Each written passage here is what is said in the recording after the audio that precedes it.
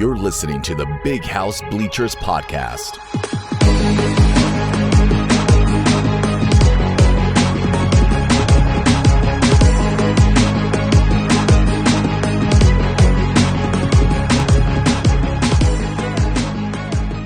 Welcome to episode 4 of the Big House Bleachers Podcast. I'm Michael Smeltzer. I'm here with my usual partner in crime, Matt Hartwell. Matt, how you doing? I'm feeling uneventful, man. I mean, it was a slow bye week for me. Yeah, absolutely, man. And then we've got a very special guest on the show today as well, Trevor McCue with Maize and Blue Review. Trevor, how are you? Doing well. Little like Matt, but I am tired. We did every fall family activity imaginable yesterday, so 5-year-old wore me out. No football, but yeah, feeling it today. I tricked my wife, actually, because I went to her and I was like, hey, weather's going to be great this weekend. Let's go do the pumpkin thing. Let's do all that stuff. And she's just like, Michigan's not playing, are they? And I'm like, oh, you know what? I think you're right. They do have a bye this week. Honestly, very, very relatable to Trevor. It's so here. funny. We packed in all of that Halloween/fall stuff yesterday. The corn maze, the pumpkin patch, the pumpkin carving. My wife said the same thing. Like, is it a bye week? So, very relatable statement, Trevor. Yeah, I'm not outsmarting her, so. Yeah, and I know you guys can relate to like when off-season like wedding plans or something get proposed to you, the first thing you do is scroll through the schedule and figure out like what games are going on, like is it a bye week or not before you make those commitments. That's the nice thing about this Rivals gig now, though. Babe, I got to work. I got to work that Saturday. I'm sorry, you know. So it hasn't worked a couple times, but I'm definitely using it a little bit more now. Well, yeah, you're living the dream, man. Monetizing Michigan football, right? It's the ultimate excuse to geek out on Michigan, man. There you go. Well, I tell you what, typically, like I was telling you before the show, Trevor, typically Matt and I will do a positional breakdown of the previous week. But one of my favorite articles that I actually look to every single week is one of yours. It's the stock report that you put out. It's a defensive and offensive breakdown of Michigan. And I thought it would be cool since it's a bye week if we, picked your brain a little bit about who you think, whose stock is going up, whose stock is going down, what the midseason reports are. And before we jump into that, I did see something notable came out this week. Erick All sent out a notification that he had what he described as life-changing surgery. I may have missed exactly what it was or what the injury was, or it could just be Michigan's being, their usual private selves about this. But did you guys pick up exactly what the injury is with Erick All? Yeah, we've been hearing about it for a while, and one of the things I respect about Josh a lot, Josh Hensky, publisher of Maize and Blue Review, is we're not looking to profit off of injuries. So we tend to respect, the school family wishes when it comes to stuff like that. So we knew All was going to sit out for about a month because the idea was see where he was in a month, and then if surgery was an option or not an option at that point. And unfortunately, obviously, he needed to get the surgery. So I won't go into it too much because, again, not really trying, but he does have a lower back injury. It sounds like that he tried to let heal for a little bit and avoid the surgery and finish out the year. And obviously, based on his post, looks like he's chosen surgery. So now we'll see, if he chooses to heal and go the NFL route or if he'll come back to Michigan next year. But obviously, glad he's gotten the procedure done. Sounds like it went well, and just, best wishes to him in recovery. Yeah, and we'll take a look at which tight ends can step up in his place. And, we know Schoonmaker has already been stepping up, but, Matt was talking about some guys last week after the Penn State game that we got to see more of. And so we'll get into that in our positional breakdown. Let's jump right in. I think the easiest position to evaluate, maybe, which used to be the hardest position to evaluate, is probably the quarterback. We've got our QB1, JJ McCarthy. He's started every game except for the first, and he's looked pretty damn good. But I think we would all agree, and most Michigan observers would agree, we maybe haven't even seen that last 10 or 20% of JJ, right? He's been showing what he's made of, but we really haven't seen that unleashed JJ yet. Would you guys agree? Yeah, I mean, for sure. It's that deep ball, right? It's missing on those 20-plus yard throws, which we know he can hit. We saw the Cornelius throw when he was running to the sideline last week, that 45-yard rope. So there's just been a couple deep balls to Wilson that, he's missed on, that when they come back up again, you hope he hits, and that's kind of the next level. But it's part defensive scheme and part Michigan just doesn't need to do it right now with the offense they're running. I would certainly echo what Trevor said again. I mean, that's just a similar situation with Cade McNamara, where it's not necessarily Cade McNamara. I feel that it was just the offense that was kind of forcing this QB play. But again, Michigan hasn't really needed it. They've been very dominant with the type of offense that they've ran so far. So I'm very impressed with JJ so far, minus a couple, inexperienced type miscues. He's been good.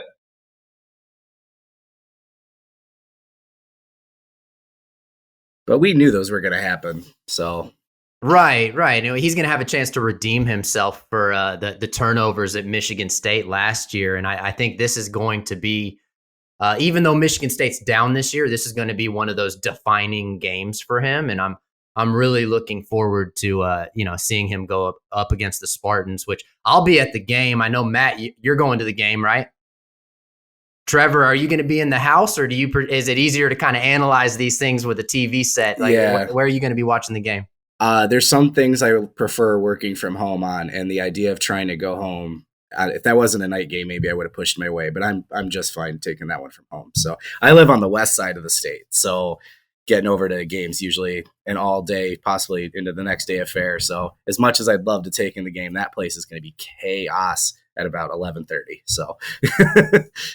Oh, yeah. I'm bringing my 8-month-old daughter to her first ever Michigan game, Halloween weekend, night game, Michigan State. It's going to be rowdy, man. It'll be rowdy. If you make it to the second half, I'll tell impressed. You what. Yeah. She'll be out cold. I just want her to see the team run out of the tunnel, and then she'll be sleeping on mom for sure. So Davis Warren seems to be the guy that I've noticed you've put as our number 2, Trevor. Do you see him as our all around number 2 quarterback? If Cade is not dressed, is that our guy? So I always try to do the stock report from a perspective of current performance and then potential, right? Not necessarily just a straight depth chart. And that's why Davis Warren always rates so high for me, because I can't find anybody to say anything but raving reviews about Davis Warren. We obviously know, what he went through battling an illness when he was younger, and just his character, and then now his talent, right? He would have been a high 4-star QB recruit probably had he been able to play through high school. So what's going to matter for Michigan is if you're going to a backup quarterback, they've suggested it's going to be, I want to say Alex Malzone. Why can't I think of his name? Texas A&M Texas Tech transfer. Why can't I think of his name? Oh my gosh, I can't either right now. Bowman. Let's move past that. It'll come to me. Anyway, Alan number Bowman. 15, Texas Tech transfer. I don't know why I can't think of his name. Thank Bowman. you. Alex Bowman. Alex Bowman. Alan Bowman. That was crazy. Yeah, Alan Bowman. Yeah, Alex Malzone was in my head and I couldn't get rid of it. Anyway, they've suggested that his experience would probably lead to him. So I'm guessing if it was like player needed to start the whole game or whatever, I don't know. Sometimes they say that, but Warren's talent is, he's got potential to be a starting quarterback for Michigan in 24 or 25, right? The question will be long-term, does he pursue to go start somewhere else next year? Or is he happy being the backup to JJ next year and then potentially taking the reins after that? So, but since the spring game on, every time we've seen him, you can see Dave, there's that it factor with the QB, that little extra pop with their throw, just the way they stand in the pocket, and, the eye test part Davis has got. And then you can't beat the kid's character. Aside from not being on the field a ton, the value he brings to the team in the QB room is massive. So he's just been my number 2 QB since Cade went down. Yeah, and Michigan's one of those rare schools where if we wanted to, we could evaluate 8 quarterbacks because we've gotten so many into the game this season. But I think the only other one to, really touch on here is probably Alex Orji. He's the one that's shown he can be dynamic with his legs. We know we've seen an orgy in the end zone, as RG3 would say, so he definitely has the ability to score. Alex Orji is seemingly a dynamic player. We haven't really seen him throw the ball much, but he seems to be able to get into live game action. He's an interesting player for me because almost immediately once he committed, I was like, make him a linebacker. So, obviously we know what his brother does at Vanderbilt, but if you see Orji in person, the dude is just an absolute tank. So I've kind of, before the season, was just like, they'll let a player run a quarterback, but he's going to change positions eventually. And now it's like, I don't know, maybe they've got him in that third or fourth spot, and they've talked about having packages tailored to him. So for this season, he needs to be in there because they could put him out there in a short yardage situation. We've seen it, and they've suggested they could do it again.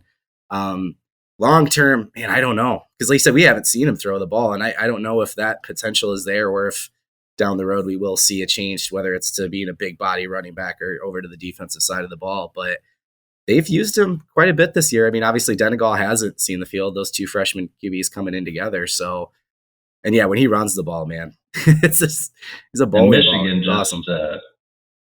It feels like they're setting up. And Michigan just has shown a tremendous ability Go ahead, Matt. to be able to take those players that have been locked into those positions for a long time and just kind of shift their dynamic and make them excellent as a University of Michigan player. You see what they've done with Mike Barrett. It's been incredible. Exactly. Yeah, they're not scared to let him throw the ball either. That was the night, having him in punt packages. We've seen a couple fakes with him where he's run it or thrown it. So, he was looking at either being the QB for Georgia Tech or coming to Michigan. So I'd argue some of his progression got slowed just by the change of defensive coordinator, though. Michael Barrett's our last Viper left remaining. So he was tailored to a position we no longer have. And then he had some injuries last year, and he's overcome some adversity to be a solid contributing will linebacker this year. So, that's a great call out. That's who I thought of with Orji as well, was like, that's probably his path. I just think he'd be an absolute beast linebacker. He could be a good quarterback. I think he'd be a really, really good linebacker. And I think we'll see with recruiting, right? We've got some 5 stars on our radar that may or may not come in the next couple of years, and that may dictate some of those position changes depending on who's available. Very similar to what we saw with Mike Sanderstill, right? We were loaded at receiver, and we decided to repurpose him, and that turned out great. Let's move on to the running backs. I think this is one of the more exciting positions that we can talk about. There's the obvious lightning. And Matt, I'm going to start with you on this one. We've talked a little bit about Blake Corum and Donovan Edwards, but what is your, we'll call it mid-season assessment? We knew they were going to be good, but did you think they were going to be this good? I think I don't know if I want to call it a surprise, but maybe the part that's exceeded my expectations has been how easily Blake Corum has been able to transition into that bell cow type role, right? He's had 25 plus carries in every single Big Ten game. Michigan usually doesn't do that. I remember when Charbonnet had the 30 plus carries against Army, it was like, after that, shut him down, no more than 10 a game. We have to have 4 or 5 backs touch the ball. And there was a lot of talk this offseason about who's going to be the third down back. Would AJ Henning get tailback snaps, et cetera? And Michigan's just real comfortable leaning on that lightning and lightning duo. So, I think now that Edwards is healthy, right, we saw in the Penn State game what that duo can really look like. And we're going to see more Edwards in the receiving game as well. I don't mean to minimize his ability as a runner. We've seen it. He can be a runner. But his receiving talent is next level too. So, getting him outside or in the slot and in motion and breaking some tendencies and playing with the opponent, and as far as defensive scheme goes, he's going to be such a weapon in the back half of the schedule. Yeah, and then we look at some of the other guys that have gotten some snaps at running back. CJ Stokes, who we saw fumble the ball a few games ago, and he didn't see any action. It was nice to get him back in the game, before, because we're going to need this guy in big moments down the road. And it was nice to get him back in the game, and get him some carries after that fumble. So CJ Stokes, we've seen a little bit of, and Isaiah Gash. Trevor, who would you consider our number 3 guy at this point? Oh, it's Stokes by a mile. You don't want to fumble when Mike Hart's your football coach, right? So they know he's a freshman. They didn't need him. They were able to kind of give him that doghouse treatment. Luckily saw a few carries against Penn State, and he looked fired up, and he wanted to score so bad at the end of that game. So just another great character guy that this team loves a lot. I don't know if you remember when he committed and actually even cried, just overwhelmed with the emotion of committing to Michigan. So he's a really, really good kid. Again, only a freshman, but we've seen little flashes where his skill set matches pretty nicely to what Corum and Edwards can do. Obviously not at that level yet, but I agree with you. I think we're going to need him. And then I wouldn't be shocked if, again, I brought up AJ Henning before. I can't believe how little he's been used. I'm sure we'll get into that, but I wouldn't be shocked if he gets a couple tailback carries as well. But yeah, Stokes is the 3rd running back right now. Moving on to the wide receivers. I think it's a little difficult to identify on a game-by-game basis who the number 1 wide receiver is. But if I was going to nail it down based on what we've seen, Ronnie is probably the guy. Not that it matters. You don't really have to have a number 1 receiver, right? Because you get more than one of them on the field at a time. Ronnie and Roman seem to be the most consistent. And then, Trevor, in your most recent post-Penn State stock report, you moved Cornelius Johnson and Andrell Anthony up. And then I think the most mysterious situation that we've seen over the past 2 weeks is AJ Henning is really not getting the looks on offense that we thought he would. He gets the ball on special teams, but coming into the season, we were told he's going to be in the backfield. He's going to be running the ball. He's going to be catching the ball. He's going to be everywhere. And so we were all daydreaming about Donovan Edwards and AJ Henning packages. And we really haven't seen much of that. What do you attribute that to? Yeah, I'm not 100% sure. The guy's an absolute home run hitter. Every time he touches the ball, he's getting 15 plus yards, right? So I have to lean into they haven't done it because they don't need to category, I guess. But to the level that he had 1 carry in the backfield, and then he's got, I don't have it in front of me, but it's single digit targets. Obviously it's not very many. So yeah, it's not the first time we've heard a player get hyped a bunch coming out of camp and then not really see it in the season. Right. But Henning is a former top wide receiver recruit. He's in his junior season. He has a relationship with JJ McCarthy. I would have anticipated, a lot more usage early. I do think we'll see him again, but yeah, at this point, it's not anywhere near what we expected. And a lot of that's the run game too. They've really identity-wise, Michigan has kind of gone back to what they did last year in a lot of ways. And Cornelius Johnson, Ronnie Bell, and Roman Wilson just happen to be the 3 best blocking wide receivers on this team. So I think that's probably a big part of it too. And we've seen a lot of 2 tight end sets as well. So I do think you're going to see some Henning Edwards on the field at the same time, motion and some confusing things like that, but it's going to feel more gadgety than, a part of the offense like we expected. Right. We're not getting the Deebo Samuel looks that we expected from AJ. And the other head scratcher beyond AJ Henning for the entire fan base, I think, has been Andrell.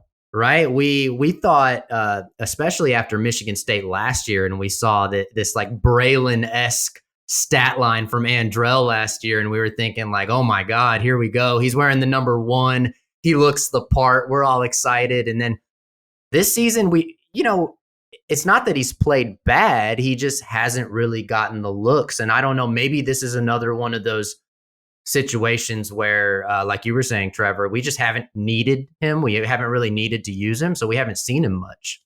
Yeah, the difference for me between Anthony and Henning is it feels like Michigan wants to get Andrell involved. Henning, we just haven't seen it. Where Andrell's been out there, there's been some deep looks to him. He did have the one really good grab last week. The Indiana game was kind of the final moment for me because with Wilson out, Henning started the first half playing in the slot. And then by the second half, they had moved Ronnie Bell back to the slot and played Anthony outside. So that's been the biggest thing that's hurt Anthony. And I think people need to understand that has been what Michigan did this year was move Roman Wilson to the slot. I thought with Bell back, he was going to play outside last year before he got hurt. I thought with Bell back, he would move back to the slot, and then Andrell and Roman were going to be splitting those outside reps. With Wilson in the slot, now Andrell's trying to get time from either Cornelius Johnson or Ronnie Bell. And again, if you're not going to be one of the better blocking receivers on the team, it's going to be really hard to take snaps from those guys. So I do think we're going to see some more 4-wide looks and stuff like that where he gets more involved. But that's really been what's been keeping Andrell off the field, has been more of a depth chart change in terms of the way they're using the receivers, whereas Henning just doesn't feel like he's got a place in the offense. So now, speaking of pass catchers blocking downfield, let's move on to the tight ends, because one thing that I've noticed with Luke Schoonmaker, who's clearly taken the place of Erick All. Erick All, team captain, went down with an injury. We let off the show talking about that. And Schoonmaker, from a pass catching standpoint, has been all over the place. I mean, he's been everything that we desired in a pass catching tight end. And Trevor, I'm wondering if you've seen from a blocking standpoint, does he stack up with Erick All, or does it, is he coming in a little bit less effective? At moments, when they were both playing, especially, now we know All was probably dealing with the injury at the beginning of the season as well. Schoonmaker was grading out as a better blocker. He's just got to get a little bit more consistent, which he is because he's playing more. But Schoonmaker will have an incredible block, whether it's on pin and pull or as a lead blocker. And then he'll have one where you're like, hey, he didn't really need to be there, right? Or he missed that guy. So he just hasn't been consistent enough yet to be at the level All was, but he's been really, really good. And then in terms of, a pass catcher, yeah, he's probably the number 2 option right now behind Bell, right? And I think that next level is going to be answering Michigan's problem in the red zone. I think Schoonmaker is that answer. I think they got to start throwing it to him in the end zone when they get inside the 20 and especially inside the 10. Yeah, without a doubt. He's that third down guy. He's that red zone guy. Mm-hmm. We really get going with him. He's been really dependable as a pass catcher. I think we lost Matt again, but we'll just keep this thing going. One thing Matt was actually excited about last game was that we got to see Max Bredesen and Colston Loveland on the field at the same time, actually, for some snaps. I see Colston Loveland seems to be moving up as far as your most recent stock report would suggest. What have you seen from him that's impressive? Yeah, he's a freak of an athlete, right? He's more of this modern tight end. Before the season started, I brought up the Kyle Pitts role, and I wasn't trying to say he's going to be Kyle Pitts. That's a pretty lofty comparison, but he's a wide receiver in a really big frame is what Colston Loveland is, right? So the All injury has kind of accelerated his progression and Michigan's, desire to get him on the field. I think coming out of the bye week, I've been full on Loveland hype train. I think we're going to start to see him become a big factor in the passing game. He's just a unique talent that can stretch the field. He's only a freshman, and again, the All injury has kind of accelerated things, but he's going to be an absolute freak. So I think he's going to start to become the tight end too, because we've seen him in the Penn State game. Prior, it was like Honigford was blocking, Bredesen was obviously blocking, and if Loveland was out there, it was a pass. And in the Penn State game, they were asking him to block a little bit. So they're clearly getting more comfortable with him. I can see him in a seam route or an out, whatever. Loveland's going to start getting a couple targets every game, I think, and he'll be the tight end too behind Schoonmaker. And it really feels like there's not as much of a drop off as we would have expected losing Erick All and Cade McNamara for that matter, right? Like if you told any team, listen, both of your team, offensive team captains are going to go down, that would just be like a devastating omen for any team. But Michigan seems to have, for the obvious reason at quarterback, but at tight end as well, we seem to have not missed a beat and are able to plug and play some of these tight ends. Yeah, I don't know the politics of the Joe Moore Award, if they don't like doing back-to-back years or anything like that, but they're better this year than they were last year. That's just a fact. So if they go into Columbus and bully them anything like they did last year and you tell me there's a better offensive line in the country, then okay, but I won't believe you. So again, I don't know the politics of the award, but the trajectory they're on right now, they're better than they were last year. So, well, politics aside, I have no fear when it comes to making bold predictions on the Big House Bleachers podcast. I 1,000% guarantee Michigan's O-line wins the Joe Moore again, and we get another one of those massive trophies in the facility that we're going to have to like find a place for. It's like college football's largest possible trophy, in the weight room.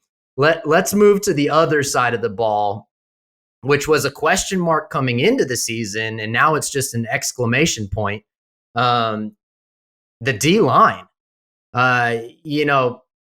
Mike Morris seems to be the stud. I think we would all agree that he's the stud, but my favorite play of the entire year when it comes to the D-line was Iyabi Oki, known as Iyabi Anoma at the time, his very first snap at Michigan, because he was the one guy that we didn't know what we had. We knew we had a 5-star caliber talent, but we didn't really know how he was going to fit in. And for him to come in his first play and get a sack and then continue to improve throughout the season. For me, I'm a big Oki fan. Oki's my guy. What do you guys think? Is obviously Morris and Oki on the edge. But then we got a few other guys. Taylor Upshaw actually started to rebound after some criticism. So, Trevor, we'll start with you. What is your kind of most recent notes on the edge? Yeah, so Morris, the question all offseason, who replaces Hutch, who replaces Ajabo, right? And I kept saying the Ajabo thing needs to be tempered a little bit because people forget he had one career tackle coming into the 21 season. He didn't have his first sack until the game against Wisconsin, right? So we didn't know Hutchinson was going to be the number 2 pick. Like he was going to have that kind of season. We knew he was probably late first, early second, right? And then with Ajabo, nobody even knew who he was. We thought he was battling with Upshaw for the spot. So I said, give the defensive line time. Let's see what develops. And Mike Morris, who I just didn't think he had this in him, right? Like he seemed like more of a Wormley type guy. And now he's out there matching Hutch so far in terms of pace in the season. So he's been fantastic. Oki showing up halfway through camp, right? I think I said, I wanted to see if he could get to like an Uche third down type role. And he had that, like you said, first or second game of the year. So his rise has been incredible. Now he's kind of on that Ajabo patch. And then I think Jalen Harrell at the start of the year was a real stud in the pass rush. He's starting to kind of settle back into more of his role, impacting the run game, but he's been phenomenal. And then, Derek Moore is the other name that I'm really watching because he's starting to come on. He's only a freshman again, but again, another just athletic freak to kind of spell Morris a little bit. And then, Upshaw, who they were challenging Upshaw more early on because Oki hadn't come up yet and Moore was still a freshman, and they kind of wanted Upshaw to be that third guy, and it just didn't seem to be working out. He's kind of settled into the role that was very similar to what he had last year, and he's thriving. So less opportunities, but more impact. So he seems really comfortable, and he's starting to show his best game now. What's up with Braden McGregor? It seems like we expected a little bit more from him this season. We haven't really seen the breakout that a lot of us expected. What is your assessment of Braden? I don't want to hypothesize this because I don't know, but that knee injury he suffered at the end of high school was gruesome, right? It was a very serious. He tore basically everything he could in that knee. It was a long recovery. And that's obviously delayed his progression and develop at the school. So this was going to be the year that was like, okay, let's see Braden go. And he's shown early on in the season, he showed flashes. He looked like he was just almost there, right? But it felt like he was just missing a step. And we still haven't really seen that come on. I hope it will. I don't want to peg him as the injury is the problem because I don't know that, and that's not fair. But it's just kind of looks like that might be what it is that he's just never going to get back to what that potential was. Part of it is he's just buried behind elite guys right now, right? Would I be shocked if he pulls a Makari Page and becomes the best edge rusher next year? No.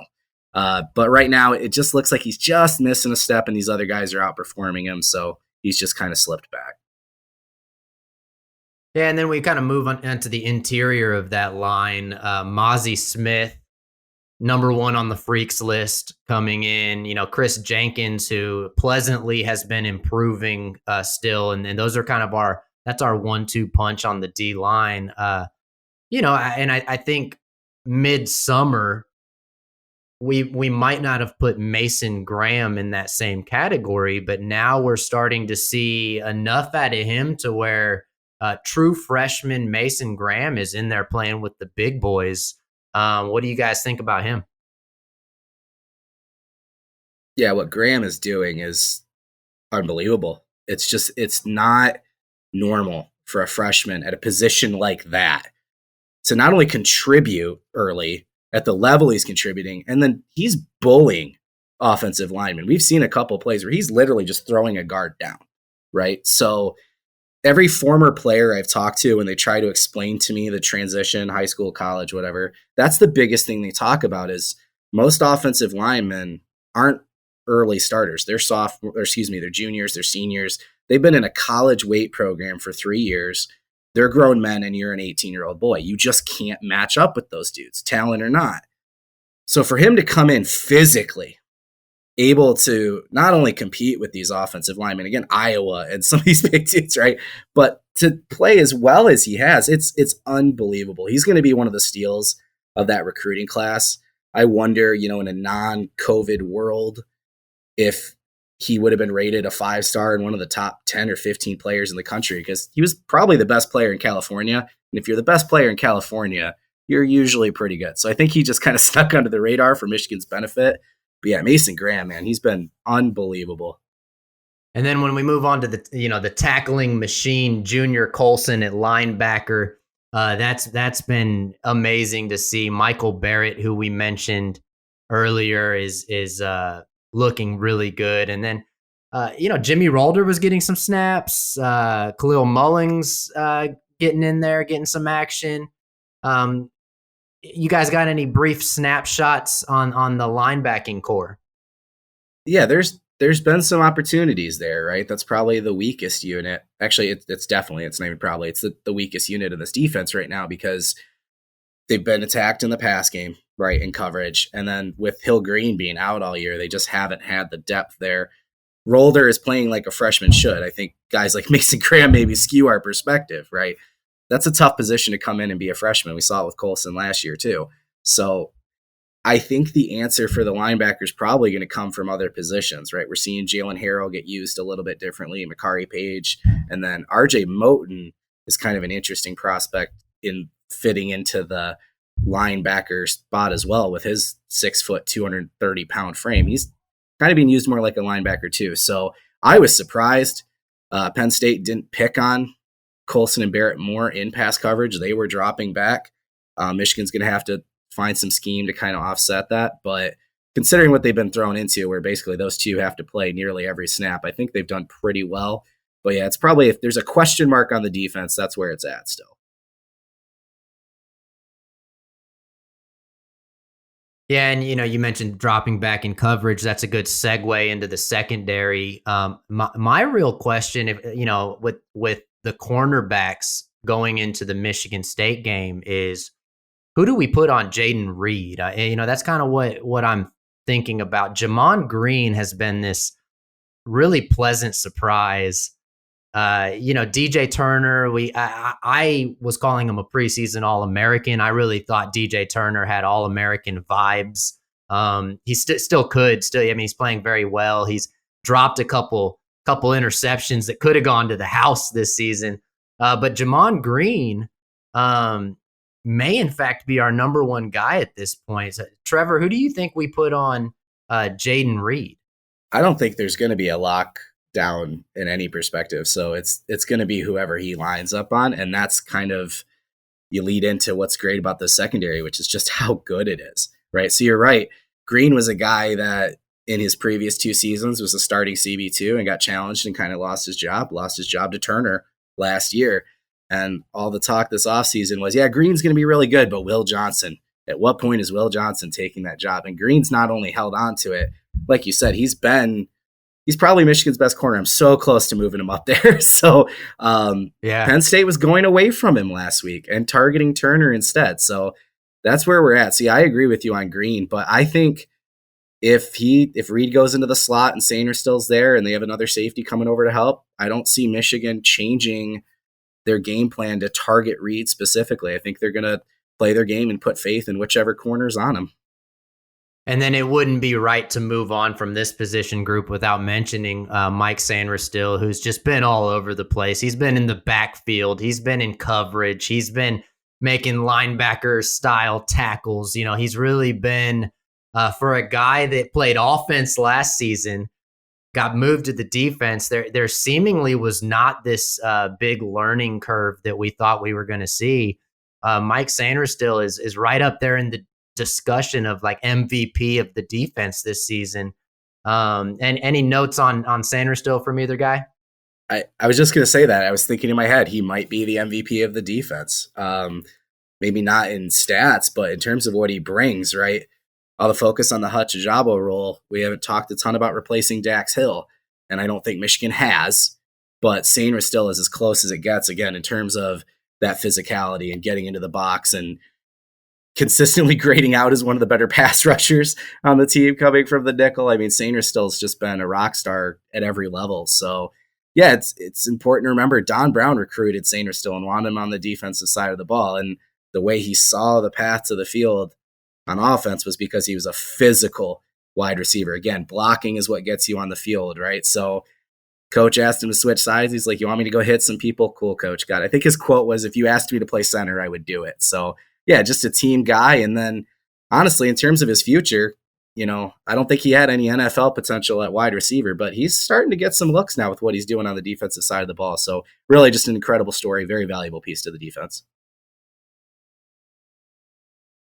And then moving on to the safeties, you know, to me, it's kind of a three-man conversation. We've got Makari, Page, Rod Moore, RJ Moten, who you mentioned was playing a little bit more like a linebacker. And then one of the other things I love about the stock report is you break down snap counts at different parts of the field, which is really cool because for a casual layman like myself, I might not always pick up on those things. And then I really get to dig in. But I saw Quentin Johnson as number 4 on the stock report and from the safety position. Trevor, I haven't seen him much myself, but maybe I'm just not looking hard enough. How many snaps has Quentin Johnson been getting? In the last couple games, he's been getting similar to RJ Moten, which has been really interesting. So I didn't realize he changed his number mid-season. So when 28 was out there, I'm like, who is that? Freshman walk-on Joshua Nichols. What? So I was really confused at first because he switched from 14 to 28. So once I realized who he was, I was like, oh, okay.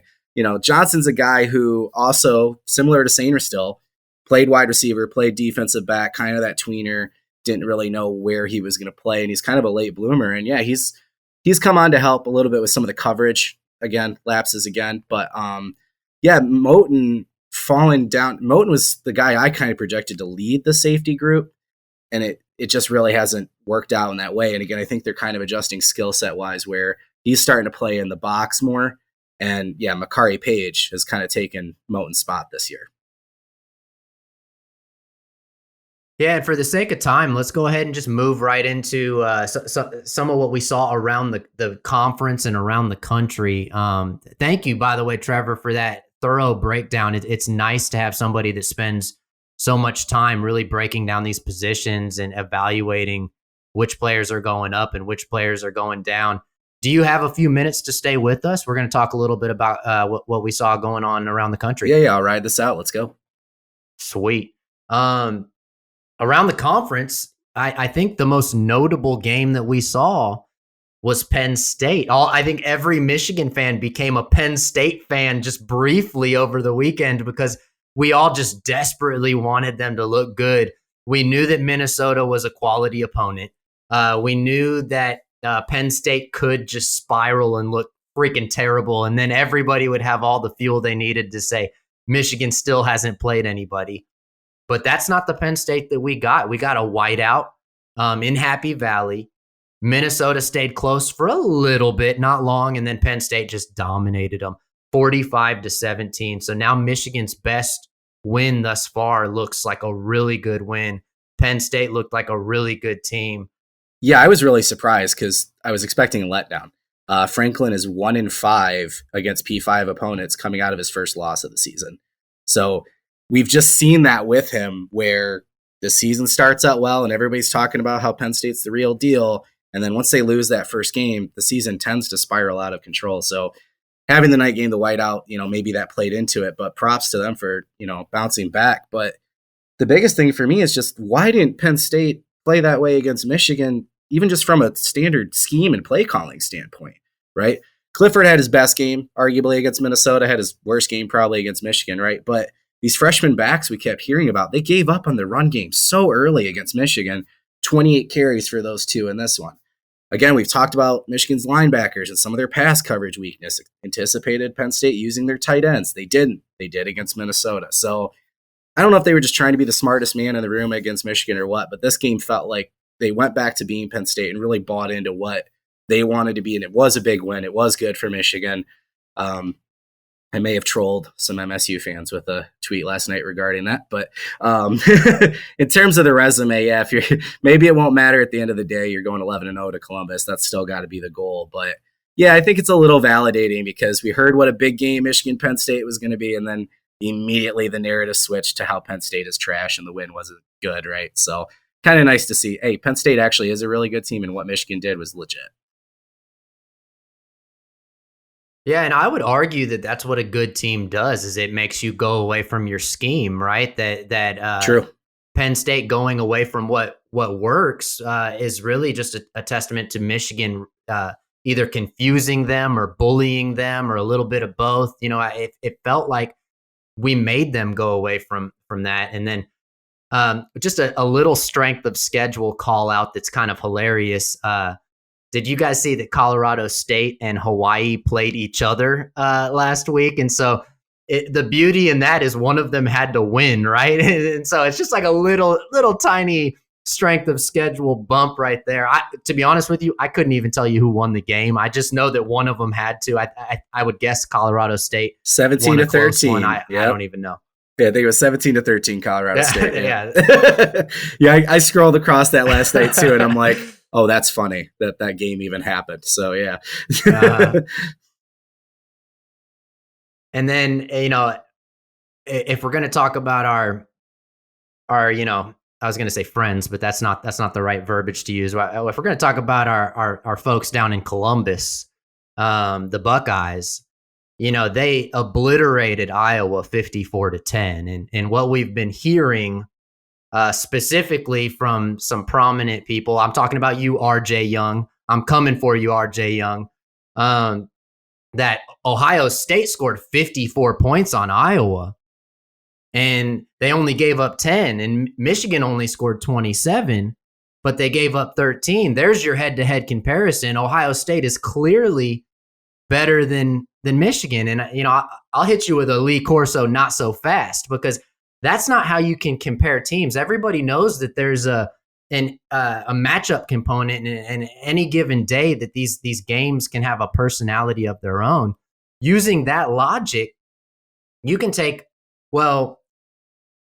Georgia won against Kent State about like 39-22. Well, Washington beat Kent State, like 45-20 or something like that. And so does that mean that Washington's better than Georgia? Like, no, none of us would say that. And so it's flawed logic to take two games that happened at different dates, had different personalities, different matchups, and say, here's your clear head-to-head comparison. The good news is on November 26th, we're going to get an actual head-to-head comparison and see who the better team is. Yeah, RJ Young is paid for reactions, not for critical football analysis, right?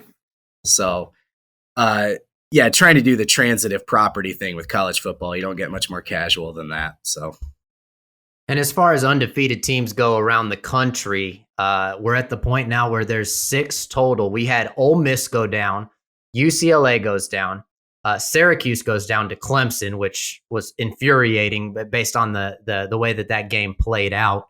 I actually predicted last week that Syracuse would beat Clemson, and I was feeling like a genius for about 3 quarters, and then my hopes and dreams got shattered in the fourth. But we got 6 teams, and it basically, out of these 6 undefeated teams, 5 of them make a whole lot of sense, and then there's an outlier. We kind of knew we would have 2 SEC teams and 2 Big Ten teams at this point in the season, and then Clemson, right? We didn't know that was going to be Tennessee, right? We didn't know that would be the SEC team, but still, nevertheless, those 5 make sense. The team that's all of a sudden putting together a really impressive resume for the college football playoff is TCU. They've now won 4 straight Big 12 games against ranked opponents, ranked at the time. I mean, OU has since spiraled and whatnot, but have you guys gotten your eyes on TCU at all this season? Yeah, a little bit. The Sonny Dykes hire made almost too much sense with him being right there in Dallas at SMU, so that was pretty obvious. And I don't know what happened with Gary Patterson there and that program, but yeah, Dykes has flipped a switch, and it's like just immediately went right back to the peak of the Patterson era. So their quarterback, Max, I'm going to butcher his last name, so I'm not going to say it, but their quarterback's a pretty incredible story, and he's another one of those, I mean, Harbaugh would love it, just overcoming adversity guys and now really thriving. So it'll be interesting to see, if they stay on this roll, what they might do to be a buster, if you will, come playoff time in terms of maybe sneaking in. Some people have thought about, could Michigan get in with a loss to Ohio State or vice versa? Is there a situation for 2 Big Ten teams? If you've got undefeated TCU sneaking around there, it's interesting. Let's move on to our Pump the Brakes segment.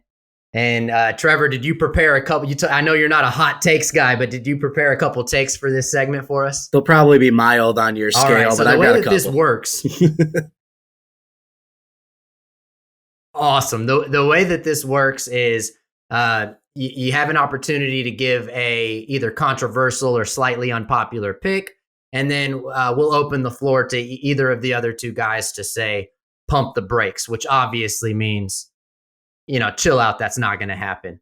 I will go ahead and lead. Last week, I went ahead and predicted that Syracuse would beat Clemson. And then as I was watching that game, I saw a lot of the ways that Clemson is vulnerable. So this week, actually it's 2 weeks from now, so we won't find this out for 2 weeks because Clemson has a bye.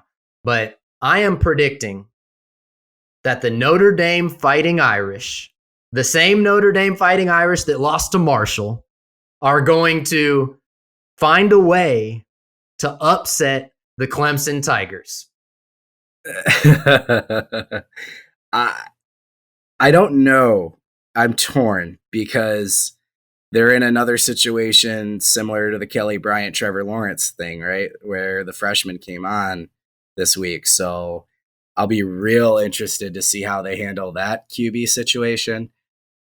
I hate saying Notre Dame's going to be the team to do it, but I do think Clemson's going to drop a game. They should have lost this game to Syracuse. That's a team that's beaten them in the past. I don't know why they took the foot off the gas the way they did, but if Clemson was in any other conference, they wouldn't be up where they are right now. I was not surprised, but I thought they had no business jumping Michigan in the poll a few weeks ago. They're just not the teams that Dabo has had in the past. So will Notre Dame do it? Sure. Why not? I'll get on board with it. Trevor, what you got? So again, I've got one that's more national and then one more local, but they're both Michigan based. So the bigger picture one, I think whoever wins Michigan versus Ohio State will also determine who wins the Heisman Trophy, CJ Stroud or Blake Corum.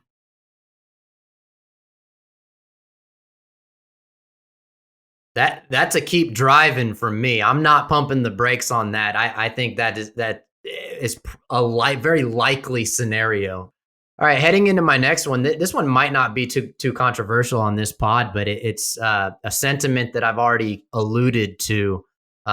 I believe that based on resume, and if you take the logo off of the helmet, that TCU should be ranked higher than Clemson. I feel very strongly TCU should be ranked higher than Clemson right now.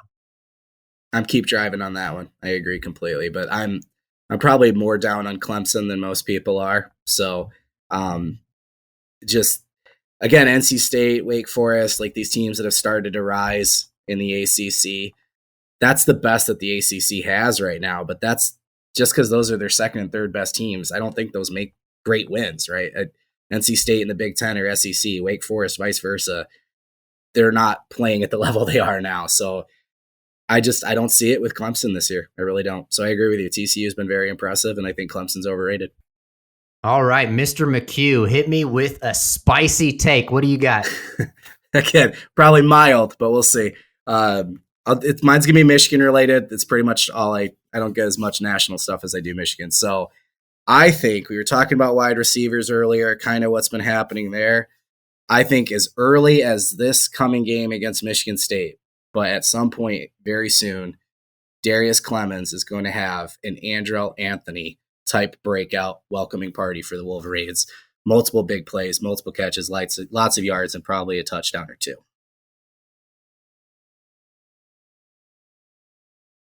I'm going to hit you with a unenthusiastic pump the brakes.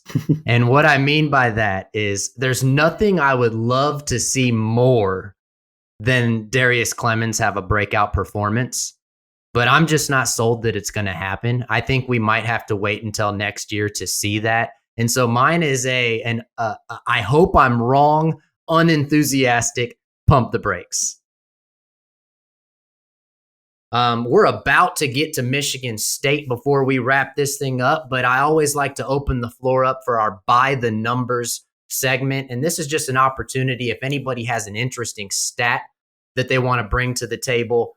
Mine for this week is, say what you want about PFF. Sometimes they're hit or miss, I think. But for me, I love them because it's just extra data. I like more data sets, more numbers, more stuff to play with.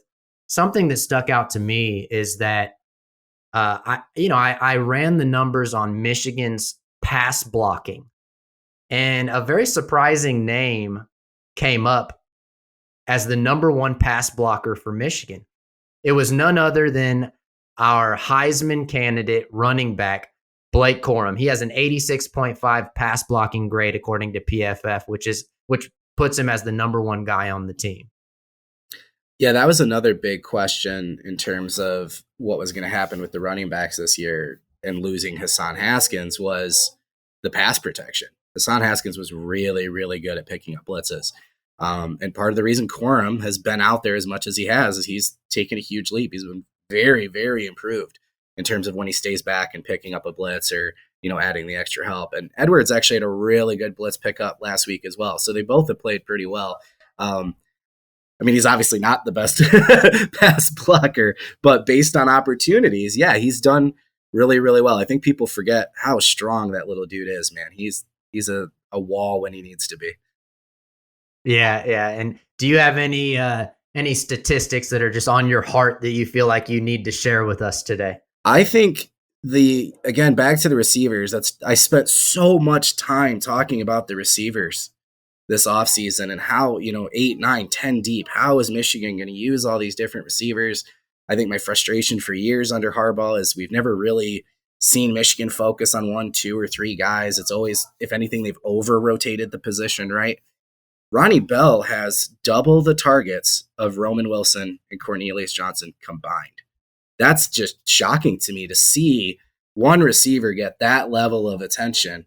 We thought, especially with JJ, if anything, it was going to be the other guys more, and even, some of the dudes he has some established relationship with. So seeing Bell just be clearly wide receiver one in terms of targets and receptions, right? You could definitely make the case for Roman with his potential. But yeah, to see that level of target share and then to have that huge drop off after the top 3 guys to Anthony and Henning, yeah, double the targets for Bell to the number 2 and number 3 receivers has been really surprising to me. Yeah, I actually didn't realize it was that lopsided. That's a really good stat. And it just shows you the trust that the coaching staff has in Ronnie. And it's a reminder to us that he really is this wide receiver 1 premier talent. I think we forget that. He came out of high school as a 3-star and was kind of under the radar. And then he got hurt last season, so we didn't really get to see everything he was made of. But this guy reminds us on a regular basis that he is a a premier wide receiver, and the coaches clearly have trust in him. So hopefully he has a good game against Michigan State. Speaking of Sparty, let's wrap up with, I don't know if you're a score prediction kind of guy, but I'm gonna try to tease one out of you here, Trevor. What is your score prediction for Michigan State versus Michigan this weekend? Yeah, we always do a prediction series the night before the game, and I always have to get a score out. And yeah, I'm not a big score guy, so I'm usually like, all right, what's the betting line, over, under? Let me do the math real quick. And then that's, and if I think that's in line, I'll guess it. But I tend to, favor Michigan for a bigger blowout than most of the betting lines do. So for this one, I think it's going to look a lot like 2019. I think Michigan State's going to come out. It's a rivalry game. They're going to play up. They're going to be fired up. It's probably going to be a closer first quarter, maybe even second quarter than Michigan would like. Maybe it'll feel like they're dominating, but the score won't represent it. Not as dramatic as what happened with Penn State, hopefully. Something like that. And then Michigan's just going to pull away to, again, 44-10 was 2019. So I'll go with the exact same score. I think it's going to be that kind of game. Man, you and I are on the same page here. So I don't trust anything going into a Michigan State game. Right. I've been watching these games. I've been watching these games long enough to know that a triple overtime would not even surprise me in this moment, because you throw records out the window, you throw stats out the window. But I do get the feeling that Michigan is set up to just dominate this game. And the 2022 version of the Michigan Wolverines, they like to make us sweat in the first half and then just dominate the second half. So I think we'll see something around 14-3 in the first half. And then I'm going to go ahead and I'm going to swing for the fences. Michigan 49, Michigan State 3. That's my final score prediction. That would be a good one for the recruiting trail too, for sure. I mean, 2020 and 21 were just gifts to Mel Tucker, playing the highlights of those games every time recruits come around. So if Michigan wins close, a W is a W, you'll take it. But in terms of long-term trajectory, you'd really like to see Michigan blow them out here and make a big statement for an in-state rival. Yeah, Paul Bunyan is coming home. Trevor, thank you so much. It was really nice to get to know you, man. I appreciate you coming on. And before we sign off today, let people know where they can find you if they're interested in checking out some of your articles. Yeah, man. Thank you for having me. I appreciate it. I was excited to have the conversation, and then I appreciate your support online too as well. You've been a big pusher of my stuff, so thank you so much. I'm at Twitter at Trevor McCue, MCCUE. I'm obviously working for Michigan Rivals. Maize and Blue Review is the name of our site, so you can find us at michigan.rivals.com. We're at Michigan Rivals on Twitter. And our YouTube channel, we're constantly running similar podcasts. The thing I'm really, really proud of is our film review show called Cut Ups. I do that with Steven Toski, and we just sit down and go over film analysis every week of the previous game, just either clutch drives or game-defining moments or whatever. We spend about an hour going through the film, and I think I know a lot about football and X's and O's, and Toski just blows my mind every week. Just super informative show, and we try to be interactive. We do it live so people can comment, and we try to respond in real time and answer people's questions while we're doing the film review. So, well, that is Trevor McCue. I'm Michael Smeltzer. My partner in crime had some technical difficulties. Matt Hartwell is not with us. He fell off, but it doesn't matter. You can't stop us at the Big House Bleachers Podcast. That's it for this week. We'll be back next week. As always, go Blue.